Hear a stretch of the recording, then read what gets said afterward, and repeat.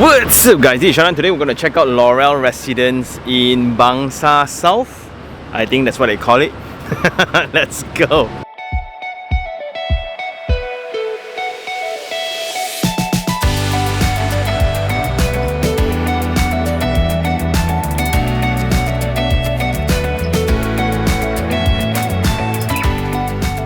Is this Bangsar South? Is this Kampung Kerinci?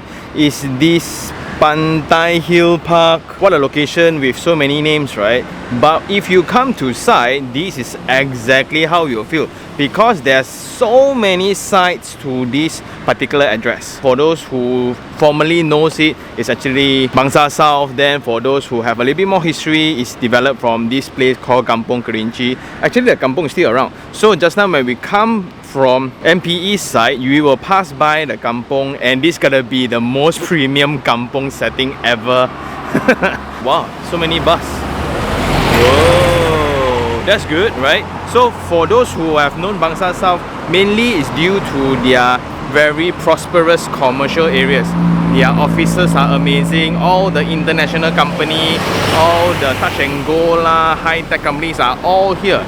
That results in this property boom from a rental point of view, from a capital appreciation point of view. Then another side that a lot of people also don't know, because this is located next to Bukit Gasing, which gives you this tranquil feel to the whole setting, especially for those who are located within the fringe. For Laurel, this is in between all of them, and this is located next to their first phase, I think. So if you look at it, this is Goodwood, and for those who have bought it, right, congratulations. And now we are actually situated in the back facade, because the front facade is the more prosperous one. And that's what I really like about this project right now. In first glance, you have the connectivity to all the office blocks and the sphere and the horizon, all the office blocks of UOAs, right? So it's technically walking distance over. But then on the back, you will have this serene part of it where it's all trees. So when one road is stuck, you have the other road to go to. And for this location, to get into main access to highways, you will have the Federal Highway, you have the MPE Highway, and that almost brings you to everywhere else already. However, the local roads are still controlled using traffic lights. That's usually the cause of the congestion. Due to the contour of the land, at the front it will be higher, at the back it will be lower. So they leverage on the topography, creating this elevated car park first. Then that will be the ground floor podium. Then only you will have more elevated car park from there. So there's like a two-layer kind of thing for this setting. Let's go check out the project.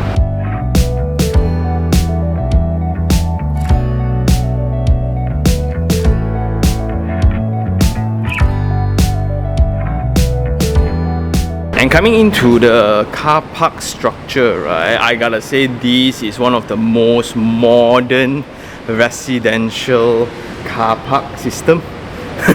Let me show you, right? So first of all, we have LG5 and we still have lower ground, and you see there's indication of how many car parks around the project, which makes me ponder, is there commercial units around here?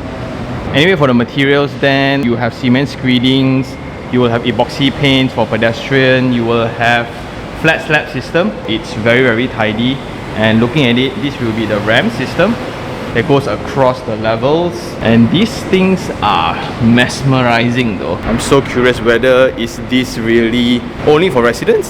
I don't think so though. Why you want to put for residents?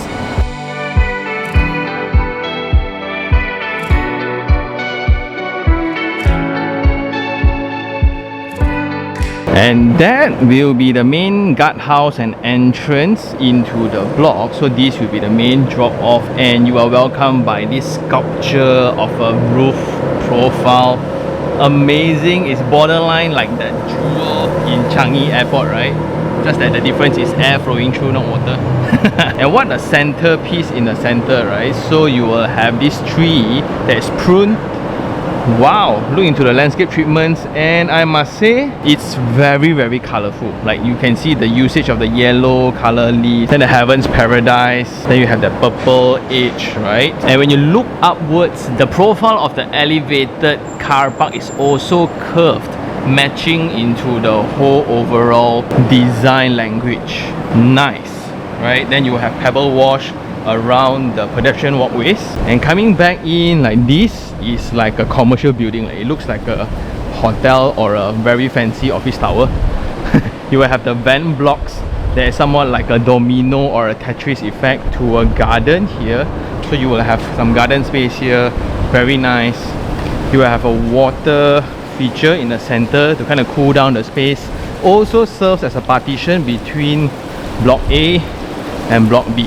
One thing to notice is around the edges of the massive size of a column, right? You have all the planter boxes to soften the profiles of the structures. You also have the water sound to kind of mask the traffic noise from the surrounding. And I like that they use these kind of vertical profiles to be a partition for spaces instead of just using solid walls. And these are open, so it allows air to just flow through. You don't have a fully air-conditioned space besides the lobby of the towers. A lot of sitting area, and walao, the amount of vegetation around, right? I think maintenance also is not going to be cheap because all this requires manual watering, right? And I think this gotta be one of the best drop-off experience ever. And next to the residence lobby, there's this lobby that comes with this like a water wall when you have a glass wall to contain water, so it looks like a water cube. Very cool, right? All those treatments are for the multi-purpose hall. Instead of putting it up to the facility deck, they place the multi-purpose hall here, which is very sensible. This is a very smart move.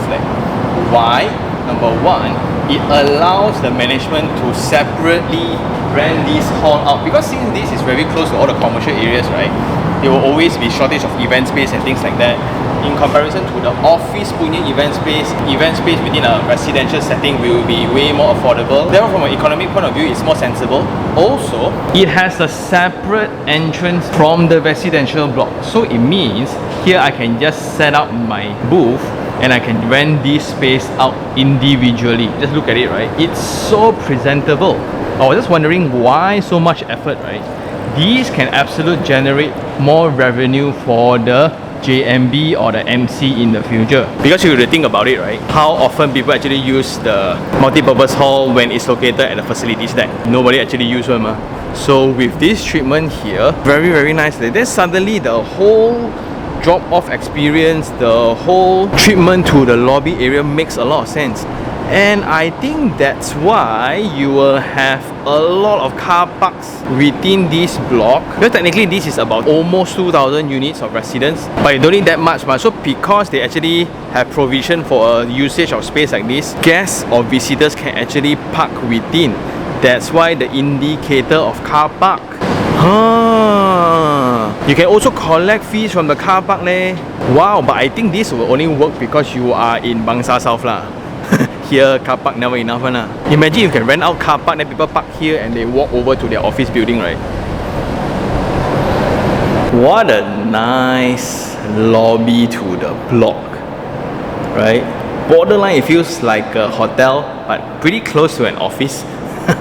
And you have a lot of glass that is pretty consistent around the whole development. And it's left open air, so you can see that the glass wall for kids then it's a bit dangerous lah.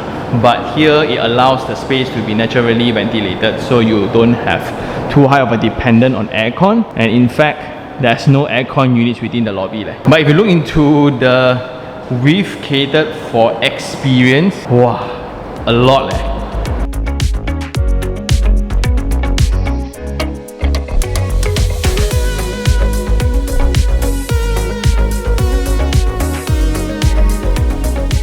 And now we are in the lift lobby. So if you look into the floor layout, the lift core is actually in the center, surrounded by units around it, which makes this lift core absolutely away from all the facades, so it's going to be artificial lighted all the time. Anyway, the ceiling height is 2.65. The wall-to-wall width here is about 3 meters. And technically, if you look into the lift, right, it's actually 6 lifts servicing the number of units. I'm not too sure how many units yet. However, when we come up just now, the lifts are actually divided into low floor, high floor. which is also good like kasihan je all the high floor people, right? And now you can see renovation works are taking place very fast, and this just got handed over like lately only, and you can see a lot of people moving in already. So as mentioned just now, there will be 6 lifts in the lift core, but technically it's only 3 lah. That serves about 20 units in total. Anyway, there will be another service lift here, which is also the structure lift, also the maintenance lift at the next part. So this is where we call it the core setting, as the units are all surrounding it. And coming up from the main lift lobby, this will be the service lift lobby, and this will be the bins room, which is the refuse room. 2-door system, and this will be the bins room, but for 20 units, I would argue it's a little bit smaller. But anyway, you will have a ventilation system that's nice. 1 door to partition off the smell, 2nd door, then 3rd door before it reaches the main corridor.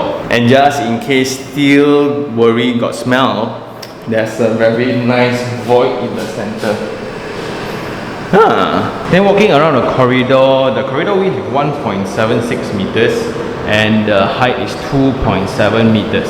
So this is a typology where I call it the more modern approach, where you won't have internal voids within the units. So you won't have all the air wells, then you worry that your kid will fall off kind of setting. This one is like a hotel setting. The setback to that then will be the dependent on artificial lightings, especially the ones in the center. So the one in the corners like this is so nice. Then you will have tiled floorings, you will have plaster ceilings around, so it's very tidy. In terms of skirting, it's just a mere waterproofing paint. Because there's absolutely no concern of water within the corridor. There's no access anyway. So this kind of works, and it's very efficient layouts like this, because this is a typology that is commonly used for hotel buildings as well. Lift core in the center, units all around. And this also works because of the site location, where the front you will have Bangsar South modern offices and things like that, and the back you will have the Bukit Gasing view. Well, sort of lah. So because of that typology, this kind of massing makes sense. Anyway, looking into the adjacent lot, guess what this is going to happen? Of course, another development, but just don't know what is it. And this will be at the premium, because you look into all the office buildings there. Tada! So we can see KHK lah, N2N lah, all the big brands are just there. And that will be the Sphere, where we're going to go for lunch. And if you come on the lunchtime, right, it's so packed to an extent that even the worst possible restaurant there, you still need to line up one. I'm just kidding, okay? Just kidding. And when you have luxury commercial spaces like this, then you will have the welfare products of this. So this will be for the rakyat. Then you have the kampong setting as well. And right opposite that will be Old Klang Road already via the MPE highway. From the corridor coming in, this will be the unit I'm going to check out today. A nice corner knob unit. So wow, what a feeling when you come out. The width is 1.56 meters. And you can put in the grill, so there will be a nice nook for you to put in your shoe cabinet if you want to. Let's go check out the unit.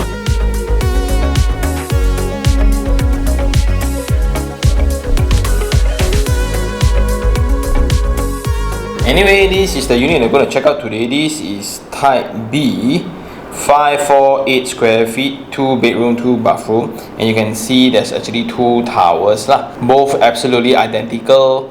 What a smart move by the developer. And this will be the unit. So when we come in, then you will have the pantry, I would argue, not kitchen.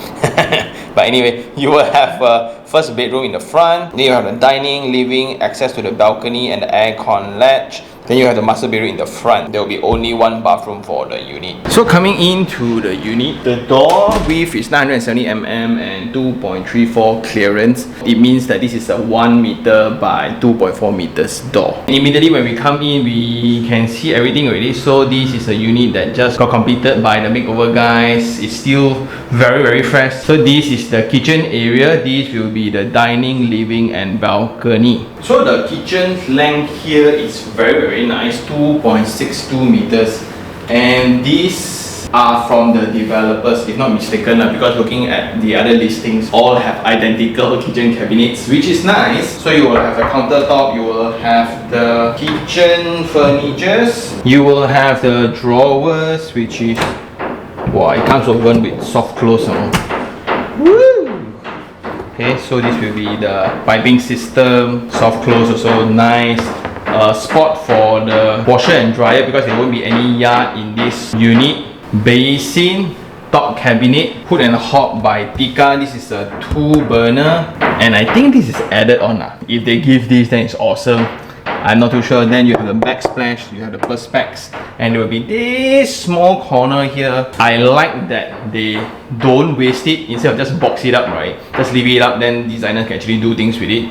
Very nice. However, I will always argue, why don't just go all the way up, right? Because I understand that it's actually a box up for the utilities for the unit below, but for my own unit also, I just extend and put it up so it will look way nicer, but just for appearance sake. Then this will be the location of the fridge. I like it that they have a designated location for the fridge, so this will be the plug point. Solid, because a lot of people actually forget the location of it. In terms of ceiling height, it's very nice. This is 3 meters in ceiling height. Wall-to-wall width here is a little bit small, 2.7, which is about 9 feet only. That's why the first impression coming into the unit, you will feel a bit sumpit because of the height.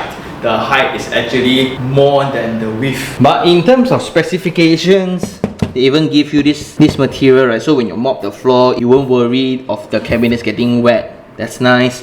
In terms of flooring, they're giving you 600 by 600 tiles. There will be one same material all the way for the living area and dining area. I wish they could have been matte anti-slip type, because this will be the work area, but leceh lah, a lot of work. Then this will be the dining, a 4-seater, very nice, and this will be the living area. And when we scroll through Property Guru, if you look into the sub-sale market, right, a unit like this, bare furnished, is about 490,000. Some 460 also you can find that one throw price on. So in terms of rent, a unit like this that's fully furnished, right, is asking for 2,008 to 3,002. That will be the range, because what affects that is also the level of the unit, because it greatly affects the view that you get. I think the higher floor one, you will get the Bukit Gasing view. That will be the best. And because you are facing the other block as well, if you're not high enough in terms of unit, then your views again will be affected. And back to the 3,002 thing, is a very good rate because even if you buy sub-sale today, let's say you buy at 500,000, you put in 10% down payment, take 90% loan, you can still break even easily, and it exceeds if you fully furnish it. And this location is an absolute demonstration of how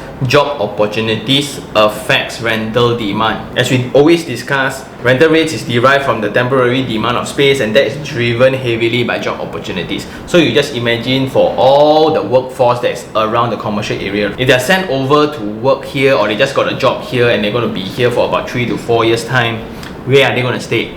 Most likely a walking distance one if preferred. If they don't have a car, if they have a car, they can still drive a little bit further, and that drives the whole address altogether. If you look at this address from a 5 years ago point of view, right, what a drastic transformation. And guess what? These are all developed by the same developer. So when you have all the plannings all together, you actually pace out the program, and the program here means, okay, here office first, then first residence, smaller residence, then a tempat makan, then a central location that is all for shops and things like that, then more residential and things like that. So they pace out. So that's one of the benefits of getting from a master developer lah. And this is a whole different setting. The one that we usually are more familiar with is the landed typology one. For this is a vertical typology, which is awesome as well.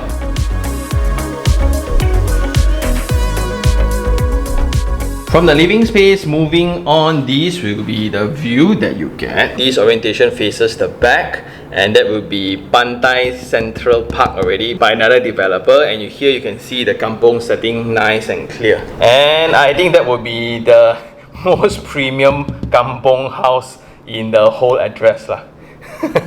Anyway, this will be one of the main access to actually access the MPE highway as well. If this site is stuck, you can have an alternative here, just that the roads can be narrow, car are just parking everywhere lah. The wall is actually extended all the way from side to side for your opening, and There's a very slight level of tinting. You can immediately hear some traffic sound already, so the noise isolation is great. This will be Central and older development. Those will be the older ones. But just look at it, right?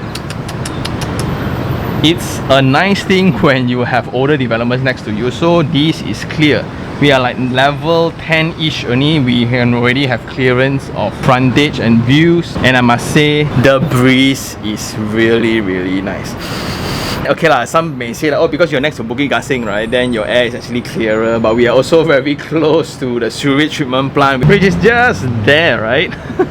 Just there. So I guess it's a balance. But what a nice weather today to allow us to demonstrate, right? This is the condition that you get after a rainy morning. But anyway, back to the balcony. This is a 600mm width balcony, and I like that they use glass handrails. If not, it's going to be very, very tight. Then you have the handle here. This will be the aircon latch that I like that you can access. Here will be a pipe for cleaning, and here you can, I think, can dry some clothes like if you want to.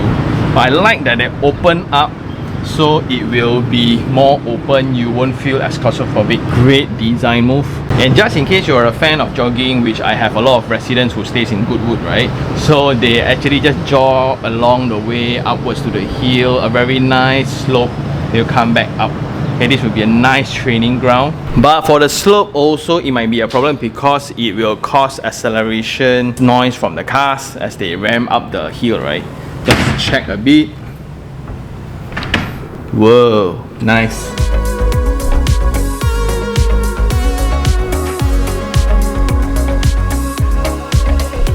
Moving on, this will be the master bedroom, and this is the setting that is not that great for privacy, but I think in this format, not many visitors will come into the unit lah. The size of the room is 3.5 by 2.9, so the width is actually very, very nice. So you can put in a queen size bed here. You still have ample space around to move around. Just that dressing table then susah sikit. But you will have laminated timber floor, which is nice. And this connects you to the window already. And I really like how the designer just matched the furnishings and the touch-up, right, to whatever that's provided. So nice. Anyway, this will be the window size. Rather extensive. Very, very big. And you will have the panel that you can open.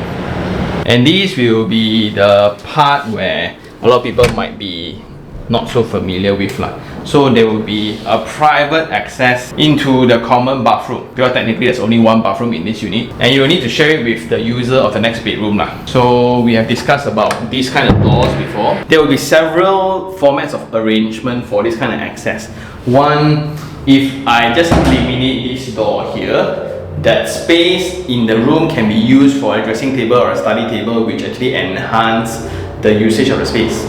But then every time he needs to go to the bathroom, then you need to come out to the public area lah. Because the space to just cater for the swing, right, of the doors is just wasted lah, in my opinion.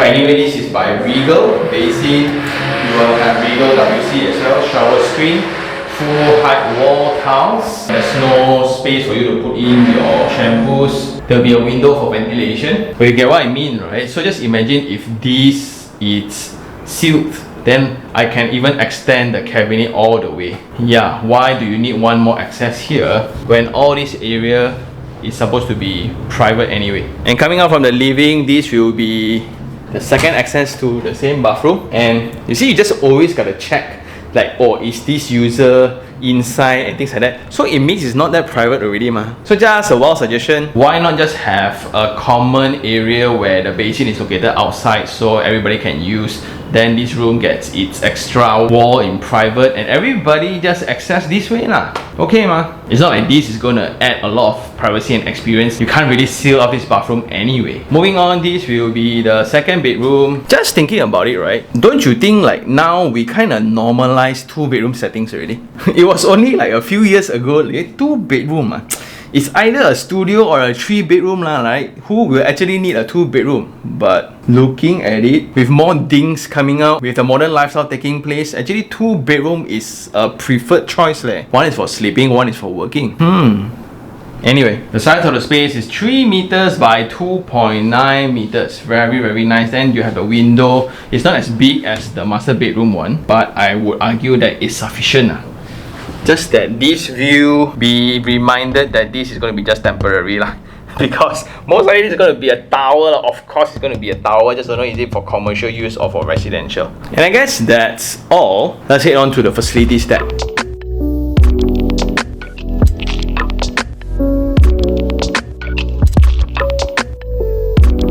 And now we are in the facilities deck. Apparently 2 different blocks will have 2 separate facilities deck, I think. But here, this block has the garden pool, and you will have that organic line, so it's more of a recreational thing to kind of offset the very rigid building lines.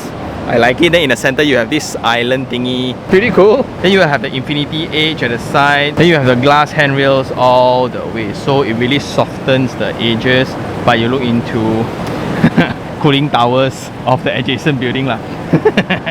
Anyway, this is also the treatments of the surrounding actually. So it's all glass handrails all the way, and I like how they use the landscape to soften all the edges of the elevated car parks. And this will be the second access. Technically this should be the main access, so here you will feel more welcome as a guest when you come back home, because this is the former guard house. The one that I came just now is actually the back. So here will be all the office already. So here you can actually just walk past, most likely to go over to all the office towers lah. Next to the garden pool, then this will be a splash pool, which is somewhat like the kids pool, shallow waters, and within the boundary of all the edges are all heavily landscaped for safety reasons, so people won't get too close to them. Nice. And a lot of islands. I don't call it planter box, but I call it islands. That's densely vegetated, so you can see it really softens all the columns and structural elements around. A nice use of natural elements, curved lines to soften again the building lines.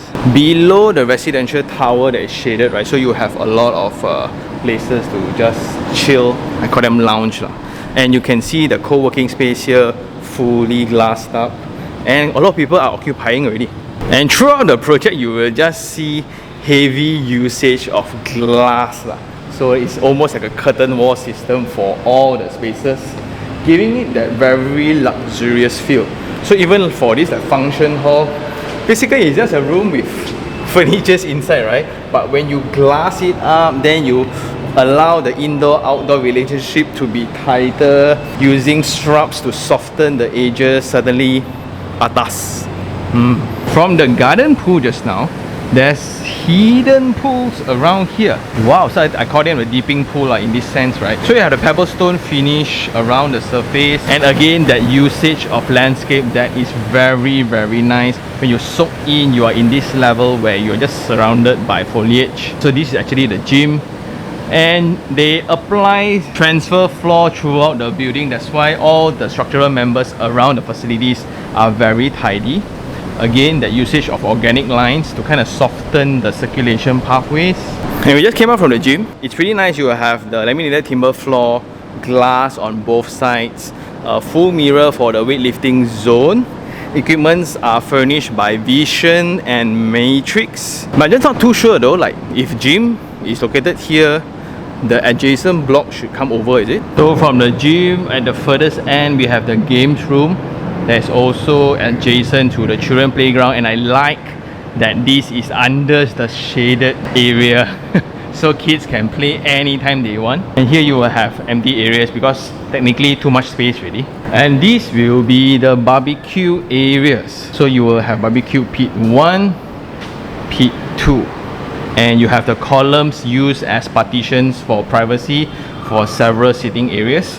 And again, when the scale of the space is too big, they added in this planter box, right, to kind of break that rigidity.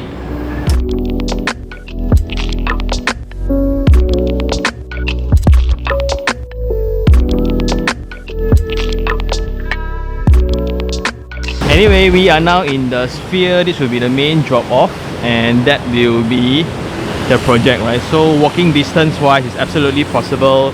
You will have the elevated bridge as well, connecting the conference hall to the office tower. And just by looking around, based on the crowd itself, it's just packed. Like just now got no space to sit, right? And this will be the connection point over to the office buildings already. So you will have like a lot of towers lah. And this will be the first stop for everybody during lunchtime or dinner time here. It's going to be packed all the time. And this is walking distance from Laurel. Well, whether sweaty or not, that's a whole different case lah. Then on the other side, traveling along the fringe of Bukit Gasing, this will be one of the earliest, most natural entrance into the forest reserve for people to hike. And now you can see a lot of works are actually in place to provide a better safety or a better facility for hikers in the future lah. So you can see a lot of hoardings now. A lot of construction are taking place. What a contrast to the commercial area just now, right? That one all modern buildings, lifestyle oriented, enjoy. Here also enjoy, but in a healthy way. And for the project, you are situated in between elements like this, which is awesome, right? And I guess that's all for this episode. It's now time for Sean's Take 3 on 3.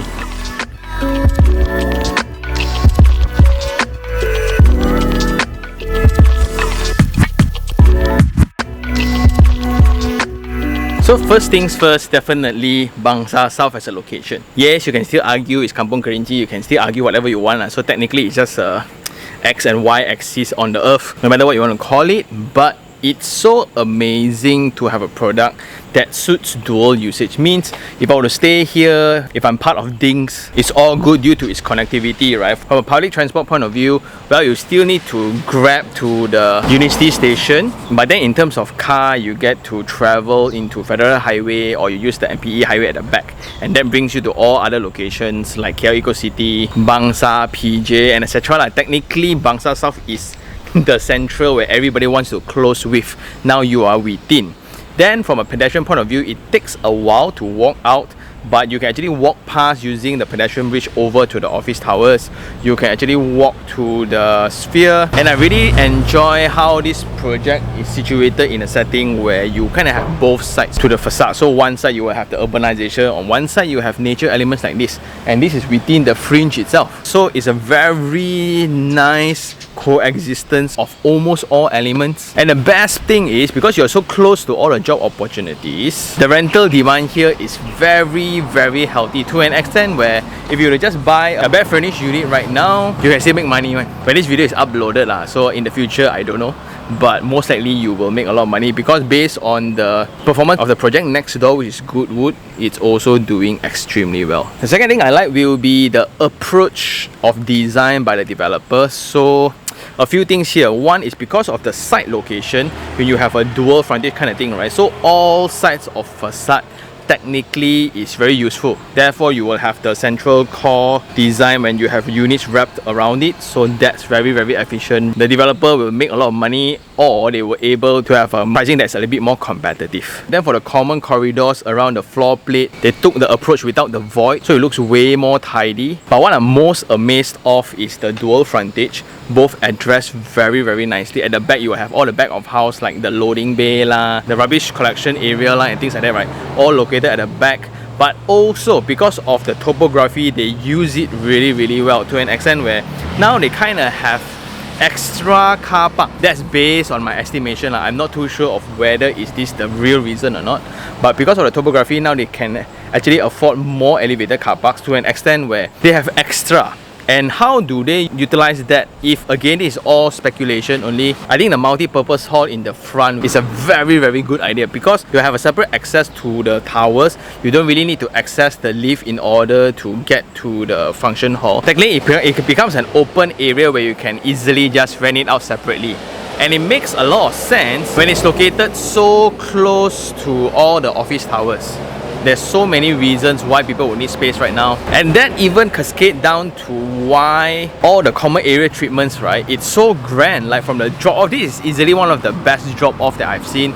It's borderline like hotel level. Then you will have the water pool area to separate out both towers. You will have a lot of buffer areas, water feature here and there, right? With that intention, all those make sense, especially the indicator for car park. Like if for residents, right, why would I need to know my car park is empty? Right? But when you have visitors, like a lot of them for the event hall, then maybe you need. And that becomes extra source of revenue for the management body, which is great, right? If not, always tak cukup money to maintain the property, right? So now you can actually rent out the space.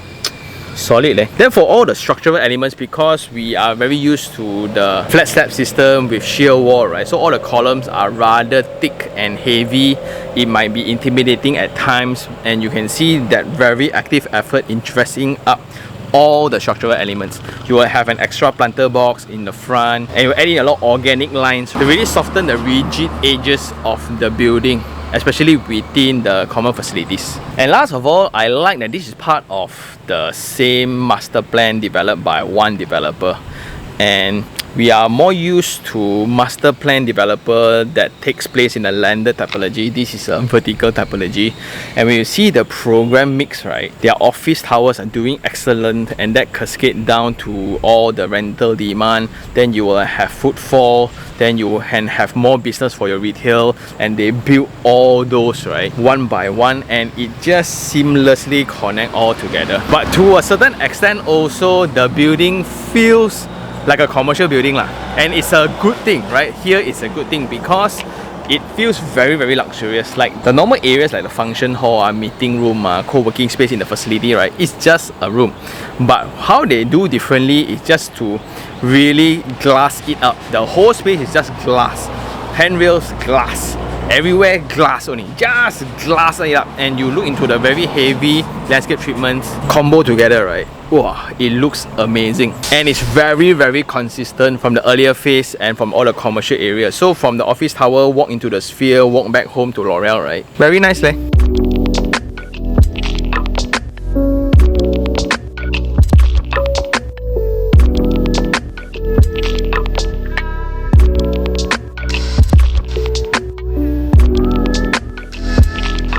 But for the three things I don't like, let's start with the unit layout. It's a bit narrow, but I guess that's how they can fit more units, hence lowering down the selling price. I absolutely get that.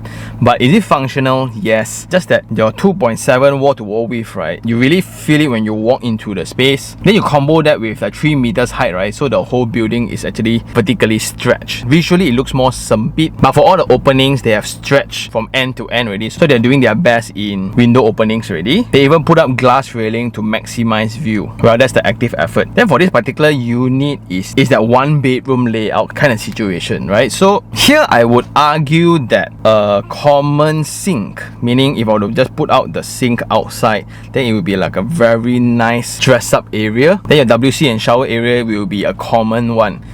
That frees up the wall within the master bedroom. So how do you differentiate both rooms, right? Technically, it's the scale and the openings to the window. That will be the difference in premiumness lah. Because that ensuite also not like ensuite. And since this unit is pretty narrow, you don't really need to talk about privacy really. Because if you have a common access to the same bathroom, every time you need to go in, you have that feeling like, got people or not inside, better knock first.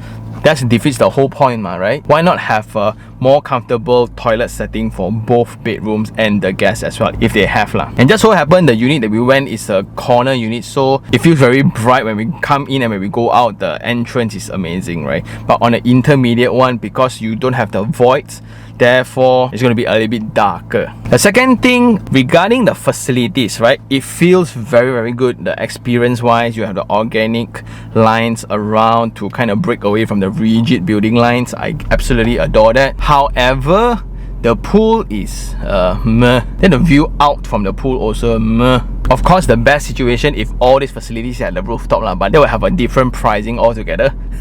But besides the pool, everything else feels standard. But that switch of material, instead of a solid wall, they just use glass wall, right?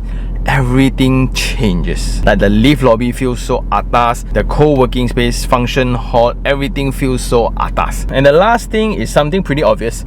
where it's about the density of buildings that's coming up within the location. So now if you look into Bangsar South side, where it's by this developer, everything seems to be in plan, right? So you can see the capital appreciation, you can really see the rental rates all healthily going up. But when you combo that with other developers, which is within the deeper end of Pantai Hill Park, there are a lot of other players also having a cut of this pie lah. So here then it's a great difference between a township developer versus the pocket land developments. And you just look into the upcoming numbers that's coming out within the location, it's crazy high. And for now, everything is doing well, but just that sometimes we don't know how long it will do well lah. Also from a town planning point of view, the roads here are rather narrow, and coming out directly from the development, you will either be sandwiched on a commercial side of things where the traffic is going to be busy. If you come out from the back end, then you will go through the kampung setting, so it's going to be narrow. You will have stalls and motorbikes and cars at the side all the time, so it's not as smooth coming back. But if you are purely at home all the time, right, what a nice space to be. Technically you can live without driving here leh. And I guess that's all for this episode. Thank you very much for watching. Shout out to the owner for letting us shoot their unit. I think now they are arranging for viewings already, so the demand is that crazy, right? Do I like this project? Of course. Of course, I'm even considering a sub-sale unit already at this point. So if you really like this episode, like it, share it, and even subscribe for more information like this. Until next time, this is Sean Tan. Ciao.